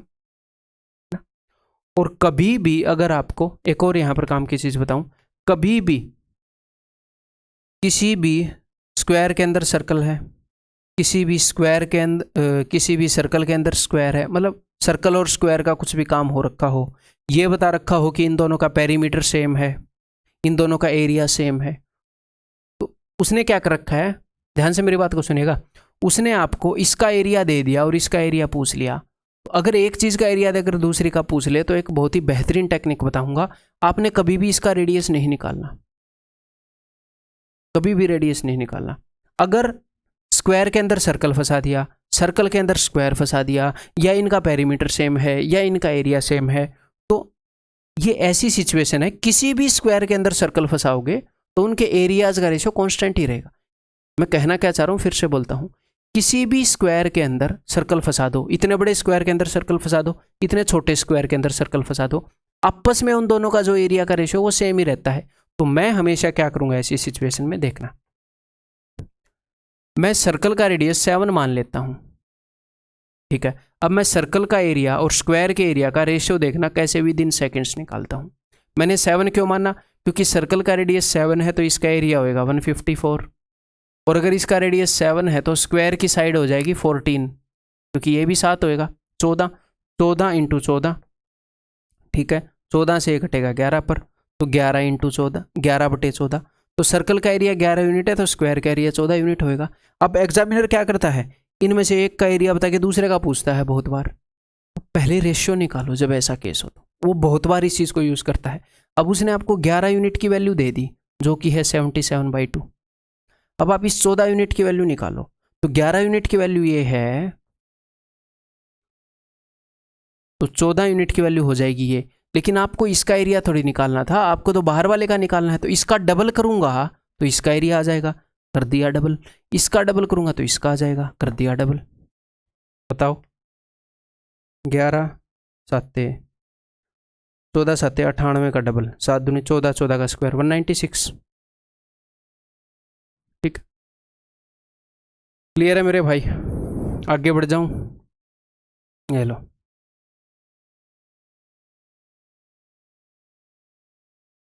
The figure below shows 2 concentric circles, 2 concentric circles हैं विद सेंटर ओ। कुल मिलाकर चलो पढ़ने में टाइम वेस्ट नहीं करते हैं। एक सर्कल है, उसके अंदर स्क्वायर बना दिया, उसके अंदर सर्कल बना दिया, उसके अंदर स्क्वायर बना दिया। ठीक, हालांकि उसने एंड में क्या बोला है, पॉलीगन ABCD। तो यहाँ पर मुझे एक बात बताओ, एक स्क्वायर है, उसके अंदर अगर आप एक सर्कल बनाते हो तो दोनों सिमेट्रिकल फिगर हैं। हाँ जी सर। तो ये सर्कल हमेशा स्क्वायर की साइड के बीच में उसको टच करेगा, और किसी भी स्क्वायर के मिड पॉइंट को मिलाते हो तो हमेशा स्क्वायर ही बनता है। स्क्वायर के मिड पॉइंट को मिलाते हैं तो हमेशा स्क्वायर ही बनता है। तो ये ABCD भी उसने ना भी बताया हो तो भी स्क्वायर ही है, क्योंकि मिड पॉइंट्स को मिलाकर बना है।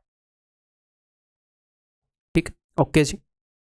What is the ratio of area of perimeter of the outer circle, बाहर वाले सर्कल का पेरीमीटर और अंदर वाले स्क्वायर का पेरीमीटर। तो मैं बाहर वाले को तो मैं कंसिडर ही नहीं करता, वो बाहर वाला अंदर वाला ऐसे करके पूछता। हम कंसिडर करेंगे जो आपस में टच में है, उनको जो टच में है।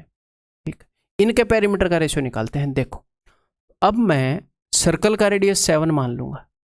ठीक है, अगर सर्कल का रेडियस 7 है तो सर्कल का पेरीमीटर क्या होएगा भाई, तो वो तो होएगा सर 44। ओके, अब अगर ये 7 है तो ये भी 7 होएगा। आप बोलोगे जी हाँ, तो स्क्वायर का डायगोनल 14 आ गया, डायगोनल 14 आ गया तो √2 से डिवाइड करो, 7√2, तो साइड 7√2 आ गई।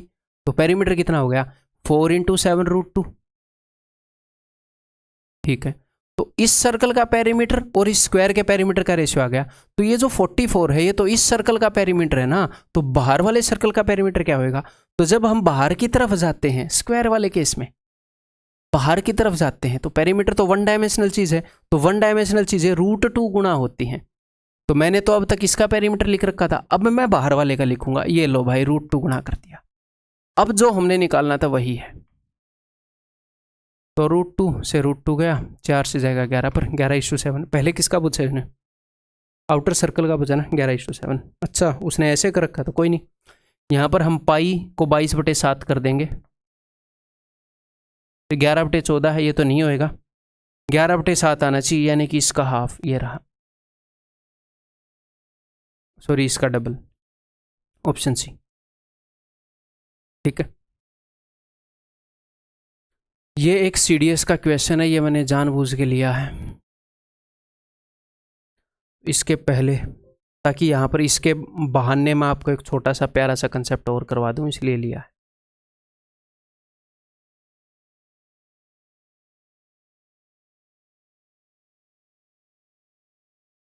छोटा सा कंसेप्ट आपको मैं करवाना चाहूँगा। मान लो यहाँ पर मैं आपको करवा रहा हूँ ज्योमेट्रिक प्रोग्रेशन का एक छोटा सा कंसेप्ट। ये जो APGP हैं ये मैं अलग से नहीं कराता, बिकॉज ये जितने आते हैं वो मैं अलजेब्रा के थ्रू, ज्योमेट्री के थ्रू, मैंने एक तो मैं क्या कर सकता था कि सारे AP के क्वेश्चन को मैं उठाकर एक चैप्टर बना दूँ, सारे GP के क्वेश्चन को उठाकर एक चैप्टर बना दूँ, लेकिन ये जिस चैप्टर के रिलेशन में पूछे गए हैं मैं वहीं पर रखता हूँ क्वेश्चंस को, तो मैं इन चैप्टर्स के अंदर ही APGP को निपटा देता हूँ। अलग भी करवाया जा सकता है, बट इनके अंदर ही मैं निपटा देता हूँ, क्योंकि डायरेक्टली APGP आपसे इतना नहीं पूछा जाता, अलग चैप्टर्स के थ्रू पूछा जाता है। तो यहाँ पर मैं बात करूँगा सम ऑफ ज्योमेट्रिक प्रोग्रेशन। अगर चीज़ें GP में हो, GP में कैसे, जैसे AP में सेम डिफरेंस होता है, यहाँ पर सेम चीज़ से गुणा होती है। AP में सेम नंबर जुड़ता जाता है, यहाँ पर सेम नंबर गुणा होता जाता है। जैसे मान लो पहला नंबर 3 है, तो 3 का डबल 6, का डबल 12, का डबल 24, का डबल 48 एंड सो ऑन। ये क्या है, GP। इसका फर्स्ट टर्म क्या है, इसका फर्स्ट टर्म है 3। इसका कॉमन रेशियो क्या है, कॉमन रेशियो है 2 गुणा हो रही हैं चीज़ें। ठीक, क्लियर है मेरे भाई। तो sum of n terms of AP का फॉर्मूला, यहाँ पर मैं डायरेक्टली रिजल्ट के ऊपर आता हूँ जो हमने करना है। अगर किसी AP के अंदर n टर्म्स हैं, अगर आपको AP के n टर्म्स का सम चाहिए तो वो होएगा A × 1 माइनस, दोनों रूप करवा देता हूँ आपको, r⁻n - 1 अपॉन r-1। या फिर अब मेरी बात को ध्यान से सुनो, अगर मैंने चीज़ें ऐसे लिख रखी हैं A - B और C - D, तो अगर मैं ऊपर -1 से मल्टीप्लाई कर दूं तो B - A हो जाएगा, तो नीचे भी -1 से मल्टीप्लाई करना पड़ेगा। मतलब मैं ऊपर और नीचे दोनों जगह का साइन बदल ही सकता हूँ। एक जगह का नहीं बदल सकता कि एक जगह का बदल दिया एक जगह नहीं बदला, ठीक है। तो यहाँ पर मैं क्या कर सकता हूँ, a into 1 - r raise to power n upon 1 - r। ये फॉर्मूला है, किसी बुक में ऐसे मिलता है, किसी में ऐसे मिलता है, ये सेम है दोनों, बस वो ऊपर वाले भी पलट दिए और नीचे वाले भी पलट दिए, ठीक है जी। अब अगर मैं आपसे पूछूं, ध्यान से मेरी बात को सुनिएगा, अगर मैं आपसे पूछूं कि इस जीपी की जो टर्म्स हैं उनका सम बताओ इन्फिनिटी तक, इन्फिनिटी तक, तो ये तो डबल होता जा रहा है, 24, 48, 96, उसका डबल, उसका डबल, उसका डबल, इन्फिनिटी तक तो इन्फिनिटी ही हो जाएगी। तो एग्जामिनर क्या करता है, ये इंक्रीजिंग जीपी है, इसका कॉमन रेशियो 1 से बड़ा है, वो आपको ऐसी जीपी देगा, कैसे, जैसे 16, 8, इसका आधा 4, का आधा 2, का आधा 1, का आधा आधा, का आधा 1/4 एंड सो ऑन। इसका सम पूछ लेगा इन्फिनिटी तक, सम ऑफ इनफाइनाइट टर्म्स, इसका हम बता सकते हैं। और एक बात बहुत ही काफ़ी रिपीट होती है, क्या, जब कॉमन रेशियो हाफ हो ना, तो सम हमेशा होता है पहली वाली टर्म का डबल, 32। इसके इनफाइनाइट टर्म्स का सम जो हो 32 होएगा। आप बोलोगे सर कैसे, अभी बताऊंगा, देखना, ठीक है। अगर कॉमन रेशियो हाफ हो तो सीधा डबल, क्यों, क्योंकि वो बहुत सारे क्वेश्चन के अंदर हाफ देता है, तो याद हो गया है, ठीक है। अब हम देखते हैं, तो सम ऑफ इनफाइनाइट टर्म्स, तो मैं क्या करूंगा, मैं इस वाले फॉर्मूले को यूज कर रहा हूं, ठीक। तो सम ऑफ इनफाइनाइट टर्म्स तभी पूछेगा जब जो r है that will be less than 1, जैसे r की वैल्यू हाफ है, जब टर्म्स घट रही हैं, जब बढ़ेंगी तो इनफाइनाइट उत्तर आ जाएगा। r 1/2 हो, 1/3 हो, 2/3 हो, 1 से छोटा हो, तो मैं उस फॉर्मूले को यूज कर रहा हूं, क्योंकि r अगर 1 से छोटा है, r अगर 1 से छोटा है, तो आप 1/2 की पावर 3 करो, रुको, 1/2 की पावर मैंने 1 करी तो क्या आया 1/2, 1/2 की पावर मैंने 2 करी तो क्या आया 1/4, तो ये 1 से छोटा है, 1 से छोटा है, तो इसलिए इस फॉर्मूले को यूज करते हैं हम, ठीक है। 1/2 की पावर मैंने 3 करी तो 1/8, 1/2 की पावर मैंने 4 करी तो 1/16, क्या हो रहा है, ये तो छोटा होता जा रहा है। 1/2 की पावर मैंने 5 करी तो 1/32, ये तो छोटा होता जा रहा है, ठीक है। तो पावर जितनी बढ़ेगी उतना ही छोटा हो जाएगा। अगर मैं n को इनफाइनाइट कर दूं, तो अगर मैं, बिकॉज इनफाइनाइट टर्म्स की बात हो रही है, तो अगर मैं n को इनफाइनाइट कर दूं तो ये तो बहुत ही छोटा हो जाएगा, 0 के बराबर हो जाएगा, तो ये 0 ही मान लेते हैं, n इनफाइनाइट है तो ये 0 हो गया, तो 1 - 0 1, तो ये फॉर्मूला बदल जाता है, क्या हो जाता है, a/1 - r। ये मैं आपको डायरेक्टली नहीं रटवाना चाह रहा था, इसलिए राम कहानी बताई।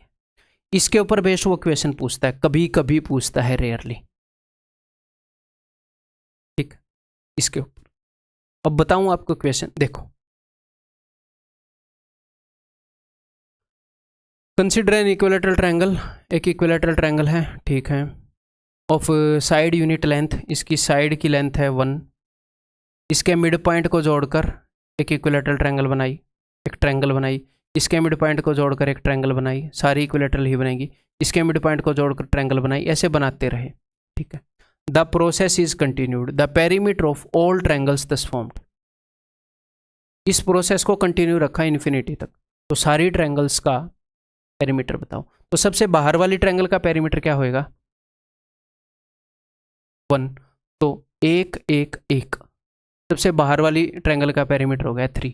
इससे अंदर वाली ट्रायंगल का पेरीमीटर क्या होएगा, जब आप अंदर की तरफ जाते हो तो एरिया क्या होता है 1/4, एरिया 1/4, लेकिन वो तो 2 डायमेंशनल क्वांटिटी है, 1 डायमेंशनल क्वांटिटी का क्या होएगा, पेरीमीटर का, साइड का, वो आधा हो जाएगा, तो अंदर वाली का पेरीमीटर हो जाएगा 3/2, ठीक है। उससे अंदर वाली का आधा हो जाएगा, हाफ हो रहा है ना, तो यहाँ पर कॉमन रेशियो क्या है सर, हाफ है। जब भी हाफ होता है तो सम ऑफ इनफाइनाइट टर्म्स क्या होता है 2 × फर्स्ट टर्म, 6 आंसर होएगा। या फिर वो फॉर्मूला लगा लो, a/1 - r, फर्स्ट टर्म है 3। अब देखो, अगर r हाफ है, एक में से हाफ घटाओगे तो हाफ ही आएगा, हाफ जब पलटेगा तो ऊपर जाकर डबल करेगा चीज़ों को, तो इसलिए डबल होता है। आंसर इस ऑप्शन सी, ठीक। इस क्वेश्चन से डरना मत भाई, कई बंदे डर जाएंगे, अगर मैं ये ना करवाऊँ, ये एक आधी बार आ जाता है, ना करवाऊँ और आएगा तो आपका एग्जाम खराब हो जाएगा, एक एक क्वेश्चन मायने रखता है। अब ये करवाऊँ तो डरना मत, रेयर है, ठीक है, और जितना रेयर है उस हिसाब से मैंने करवा दिया, ठीक है भाई। नेक्स्ट, ये बताओ, ये भी आया हुआ क्वेश्चन है, तो वो मैंने क्यों लिया था इतने सारे सर्कल के ऊपर सर्कल, अब आपको समझ में आ गया। ये वही फिगर है, वही जो थोड़ी देर पहले करवाई थी, तो उसी तरीके से इसको निकाल लेंगे। देखो अब क्या बताया है इसने, in the given figure A B is equal to 56, तो पूरा ए बी जो है वो 56 है, ठीक है। तो ये कितना हो जाएगा, ये हो जाएगा 28, तो ये कितना हो जाएगा 14, तो ये कितना हो जाएगा 7, ठीक है। इसका सेंटर ये है, तो यहाँ से लेकर यहाँ तक, तो इस शेडेड रीजन का एरिया निकालना है, तो इसका रेडियस मैंने मान लिया r, ये r है, तो फिर और ये पूरा कितना है, ये पूरा है मेरे भाई बड़े वाले सर्कल का रेडियस 28, 28 माइनस r, तो ये हो जाएगा 28 माइनस r, ये दिख रहा है इसलिए बार बार लिख रहा हूँ, अभी भी नहीं दिख रहा है ये, कैसे दिखोगे भैया तुम।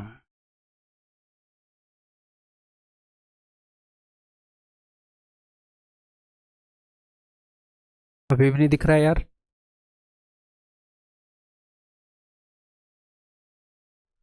ब्रह्मास्त्र का उपयोग करना पड़ेगा।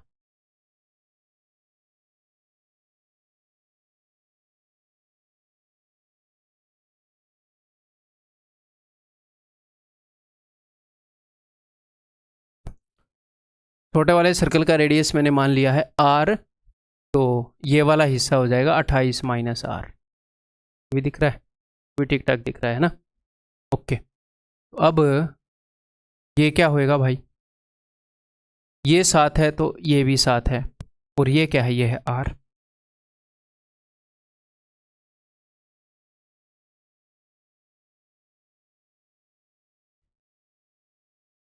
ये r है, तो लगा दे पाइथागोरस थ्योरम इसके अंदर, ये है 7 plus r, 28 minus r and 7, तो अभी लगा देते हैं। तो देखो 7 प्लस आर का स्क्वायर, ये ठीक है ना, मैंने 28 56 बताया था ना, ए बी इजिकल टू 56, ठीक है। तो 49 plus r square plus 14 r is equal to इस 7 का स्क्वायर 49 प्लस 28 माइनस आर का स्क्वायर, तो 28 का स्क्वायर क्या हो जाएगा, ये हो जाएगा 784 plus r square minus 56 r, ठीक है, ओके। चलो तो 49 से 49 गया, आर स्क्वायर से आर स्क्वायर गया, 56 आर इधर आ जाएगा, तो ये हो जाएगा 70 आर इज इक्वल टू 784, कैसे, ये 28 का है ना, तो 7 से मारते हैं, 14 से करते हैं, 14 पांजे, ये हो जाएगा 56, ठीक है। तो r is equal to 56/5। What is the area of the shaded region, तो पाई आर स्क्वायर, मतलब अभी ऐसे काम करवाएंगे हमसे, पाई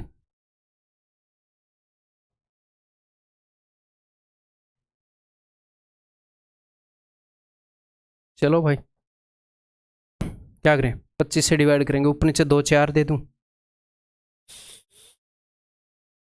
मतलब चलो, तो नीचे क्या हो जाएगा, नीचे 100 हो जाएगा, इसलिए मैंने ऊपर नीचे 4 दे दिया। अब इसको करते हैं सॉल्व, 8 से इसको गुणा करूँगा, 26 से मैं 4 को गुणा कर देता हूँ, 56 से 4 से 24, 224, ठीक है, 4 से गुणा कर दिया, यहाँ से एक 2 उठाता हूँ, यहाँ से 8 8 दूनी 16, 16 से इसको गुणा करता हूँ, 16 चौके 64, 6 16 दूनी 32 और 4 38, 3 16 दूनी 32 और 3 35, ठीक है।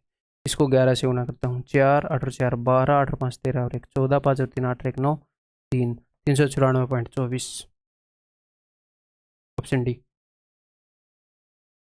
एक और मज़ेदार क्वेश्चन और लास्ट क्वेश्चन इस क्लास का, mensuration two D will be finished. इसके बाद in the given figure 3 semi circles are drawn on 3 sides of a triangle. इस फिगर के अंदर 3 सेमी सर्कल, एक ट्रायंगल की 3, इसके इसी क्वेश्चन के साथ एक और मज़ेदार कंसेप्ट बताऊंगा, पहले जो क्वेश्चन करवाया था उसके ऊपर, ठीक है, साथ में वो कराने से याद रख पाओगे आप चीज़ों। देखो तो यहाँ पर हुआ क्या है, एक बात को ध्यान से सुनिएगा,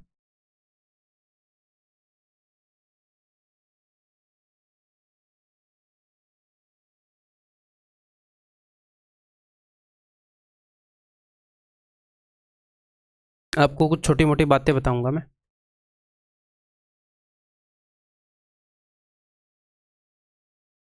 ये एक राइट एंगल ट्रायंगल है, मान लो इसकी ये साइड ए है, इसकी ये साइड बी है, ये साइड सी है, तो A square plus B square equal to C square. Okay sir, अगर मैं एक काम करूँ, मैं इस राइट एंगल ट्रायंगल में यहाँ पर एक स्क्वायर बना दूँ, मान लो ये इसकी साइड की लंबाइयाँ हैं ए बी सी, यहाँ पर एक स्क्वायर बना दूँ, ठीक है। तो इस स्क्वायर का एरिया क्या है, इस स्क्वायर का एरिया होएगा ए स्क्वायर, इस स्क्वायर की साइड बी है तो इसका एरिया होएगा बी स्क्वायर, इसका एरिया होएगा सी स्क्वायर। तो देखो, तो हाइपोटेन्यूज के ऊपर अगर आप एक स्क्वायर बनाते हो तो जो उसका एरिया है, अगर आप इनके ऊपर स्क्वायर बनाते हो, उन दोनों स्क्वायर के सम के बराबर होता है। अगर आप, अब ये सिर्फ स्क्वायर तक लिमिटेड नहीं है, अगर आप हाइपोटेन्यूज के ऊपर कोई भी फिगर बनाते हो जो कि कोई भी सिमिलर फिगर बनाते हो, एग्जैक्टली वैसी ही फिगर यहां पर बना देते हो। जैसे यहां पर मैंने इक्विलैटरल ट्रायंगल बना दी, मान लो यहां पर भी इक्विलैटरल ट्रायंगल बना दी, यहां पर भी इक्विलैटरल ट्रायंगल बना दी, तो प्रूव करने की जरूरत नहीं है, इन दोनों का जो एरिया है वो इसके बराबर होएगा 1 + 2 = 3, क्योंकि फिगर्स सिमिलर हैं। आप बोलोगे जी हाँ सर सिमिलर हैं, तीनों इक्विलैटरल ट्रायंगल हैं, और एरिया जो है वो किस चीज में होता है, वो होता है स्क्वायर 2 डायमेंशन में।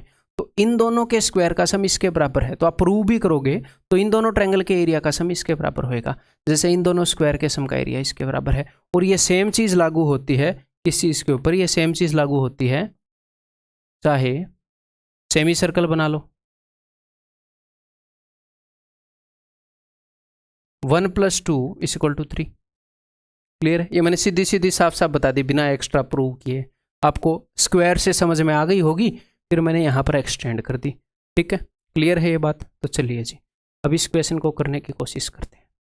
तो अब यहाँ पर इस बंदे ने क्या किया, मैंने आपको जो क्वेश्चन करवाया है उसके अंदर मैंने स्क्वायर को बाहर की तरफ बनवाया है। इस बंदे ने ये किया, इसने स्क्वायर नहीं सॉरी सेमी सर्कल, इसने सेमी सर्कल ऐसे बनाए और उसने ये वाला जो सेमी सर्कल है ये इसने ऐसे बना दिया, ये वाला जो सेमी सर्कल है ये इसने ऐसे बना दिया, यहाँ पर बनाने की बजाय। देखो यहाँ पर मैंने आपको बनाकर दिखाया, इसने यहाँ पर बना दिया। तो सेमी सर्कल यहाँ पर बना लो या सेमी सर्कल यहाँ पर बना दो, उस सर्कल का एरिया तो उतना ही रहेगा क्योंकि उसका डायमीटर सेम है। आप बोलोगे जी हाँ, तो अब भी मैं ये बोल सकता हूँ, अब भी मैं ये बोल सकता हूँ कि अगर ये दो सेमी सर्कल हैं, ये वाला और ये जो सेमी सर्कल है ये वाला, इन दोनों के एरिया का सम इस सेमी सर्कल के एरिया के बराबर है या इस सेमी सर्कल के एरिया के बराबर है। ठीक है, ओके सर, ये मैं क्यों करवा रहा हूँ आपको थोड़ी देर में पता चलेगा। तो मुझे निकालना है शेडेड रीजन का एरिया और ये आया हुआ क्वेश्चन है, तो मैं क्या करूँगा, देखो मैं पूरी फिगर के एरिया में से सिर्फ इस एरिया को घटा दूंगा। पूरी फिगर का एरिया, पूरी फिगर का एरिया क्या है, पूरी फिगर का एरिया है राइट एंगल ट्रायंगल, ठीक है, उसके ऊपर ये, उसके ऊपर ये पूरी फिगर का एरिया है। इसमें से मुझे घटाना है एक सेमी सर्कल। ठीक है, ओके, ये वाला सेमी सर्कल है ये यहां पर बना हुआ, तो इसका एरिया 1, इसका एरिया 2, तो ये तो 1 + 2 के बराबर होता है। वैसे इन दोनों के ऊपर बना हुआ सेमी सर्कल का एरिया हाइपोटेन्यूज के ऊपर बने हुए सेमी सर्कल के एरिया के बराबर होता है। तो अगर आप राइट एंगल ट्रायंगल प्लस ये वाला प्लस ये वाला माइनस ये वाला करोगे तो इन दोनों का सम तो इसके बराबर है ना, तो ये इन दोनों के सम से ये कट जाएगा, सिर्फ ट्रायंगल का एरिया बच जाएगा। तो जब भी ये ऐसे शेडेड रीजन का एरिया पूछे तो ट्रायंगल के बराबर है। ठीक है, लेकिन मैं पहले याद करने से मना कर रहा था, अभी मैं आपको बताता हूँ। वो वाला क्वेश्चन भी यहाँ पर मैं आपको करवाऊंगा। देखो मैंने आपको एक क्वेश्चन करवाया था, कैसा, ये, तो वो कैसे आपको याद रहेगा ये मैं आपको बताऊंगा। देखो इस क्वेश्चन के साथ वो मेरे को करवाना चाहिए।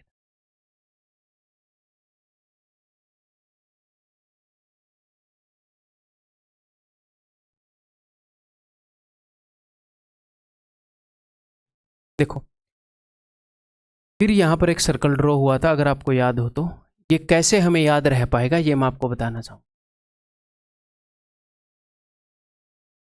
ये शेडेड रीजन पूछ रखा है, ठीक है, तो यहाँ पर मैं क्या करूँगा, मेरी बात को ध्यान से सुनिएगा नहीं तो समझ में नहीं आएगी। जो पूरी फिगर है, जो पूरी फिगर है उसमें से मुझे घटाना पड़ेगा एक स्क्वायर, एक सर्कल का एरिया। ये वाला जो सर्कल है इसका एरिया घटाना पड़ेगा। ये खाली है, इसको घटा दूंगा तो इसका एरिया आ जाएगा। अब ध्यान से सुनो, ये वाला जो सर्कल है इसका रेडियस क्या है और ये वाला जो सर्कल है इसका रेडियस क्या है, ये हम देखते हैं। देखो इस वाले सर्कल का रेडियस है स्क्वायर की साइड से आधा, इसको मैं 1 मान लेता हूँ, ठीक है, इसको मैं 1 मान लेता हूँ। तो स्क्वायर की साइड क्या हो जाएगी, तो स्क्वायर की साइड हो जाएगी 2। तो डायगोनल कितना हो जाएगा, तो डायगोनल हो जाएगा 2√2। तो ये क्या हो जाएगा, ये हो जाएगा √2। तो इनके रेडियस का क्या रेशियो है, इनके रेडियस का रेशियो है 1:√2, एरिया का रेशियो होएगा 1:2। इस वाले सर्कल का जो एरिया है वो डबल होएगा, इस वाले सर्कल का जो एरिया है वो डबल होएगा यहाँ पर जो सर्कल बना है उससे। हालांकि ये हेमीस्फीयर बना, सेमी सर्कल बना है, अगर यहाँ पर पूरा सर्कल बनता तो, ठीक है। तो आप यहाँ पर ध्यान से देखोगे, एक तो ये और एक तो ये एक सर्कल बन गया, एक ये और एक ये एक सर्कल बन गया। तो यहाँ पर एक्चुअल में है क्या, एक स्क्वायर प्लस 2 सर्कल माइनस एक ऐसा सर्कल जिसका एरिया इस एक सर्कल से डबल है। आप बोलोगे जी हाँ सर, तो इन दोनों सर्कल के एरिया से कट जाएगा, सिर्फ स्क्वायर का एरिया रह जाएगा। ठीक है, क्लियर है। इस फिगर का एग्जैक्टली हाफ है ये वाली फिगर जो मैंने आपको अभी क्वेश्चन में करवाई, ये वाली फिगर एक हिसाब से अगर मैं इसको पूरी कर दूंगा तो कुछ उसी टाइप की फिगर बनेगी लगभग। ठीक है, तो इनको अगर हम ऐसे देख पाए तो हम देख सकते हैं, अदरवाइज हम वही करेंगे, पूरी फिगर के एरिया में से सेमी सर्कल का एरिया घटाएंगे। अदरवाइज ये शेडेड रीजन जो है इस ट्रायंगल के एरिया के बराबर है। अब इस क्वेश्चन को करता हूं मैं, ये इसके बैकग्राउंड की नॉलेज थी। उसने ये बताया, in the given figure 3 semi circles are drawn on 3 sides of a triangle ABC, AB is equal to 21, okay, and BC is equal to 28। What is the right angle triangle नहीं बताई क्या? In the given figure 3 semi circles are drawn, हाँ तो ये right angle triangle तो बनी गई, क्योंकि अगर ये सेमी सर्कल बनाया है तो देखो अगर AC को डायमीटर उसने लिया है तो सेमी सर्कल के अंदर राइट एंगल ही बनता है, तो राइट एंगल ट्रायंगल बन ही, बतानी जरूरी है यार राइट एंगल, इस तरीके से बताइए डायग्राम से। ठीक है, ये 7 का 3 गुना, 7 का 4 गुना, 7 का 5 गुना, ठीक है। लेकिन हमने जो निकालना है, हमने सिर्फ ट्रायंगल का एरिया निकालना है, जो कि होएगा half into base into height. 14 एकम 14, 1 14 दुनिया 28 और 1 29, 294, दैट इज ऑप्शन सी। पूछा हुआ क्वेश्चन है एग्जाम में। तो भाई दैट्स इट, आपकी मेंसुरेशन 2D की लास्ट क्लास है या थी, ठीक है। इसके बाद अगले टॉपिक के अंदर मिलते हैं, ऐसे ही पढ़ते रहिएगा, ठीक है। ऐसे ही जोश और जुनून से मैं लगा रहूँगा, उधर आप लगे रहो, सारे जो अपने सब्जेक्ट हैं उनको संभालते रहो, मैथ को भी संभालते रहो, जिस तरीके से मैंने आपको बताया है। एक आधी बार कोई क्वेश्चन जल्दी समझ में आ जाएगा, कोई क्वेश्चन लेट समझ में आएगा। तो कोई जल्दी समझ में आ जाए, बहुत ज़्यादा हवा में नहीं आना, कोई लेट समझ में आए तो बहुत ज़्यादा डिमोरलाइज नहीं होना है, बस अपना काम करते रहो, ठीक है। बढ़िया रिजल्ट आएगा, आप टेंशन मत लो, बहुत एफिशिएंट तरीके से तैयारी कर रहे हैं, ठीक है।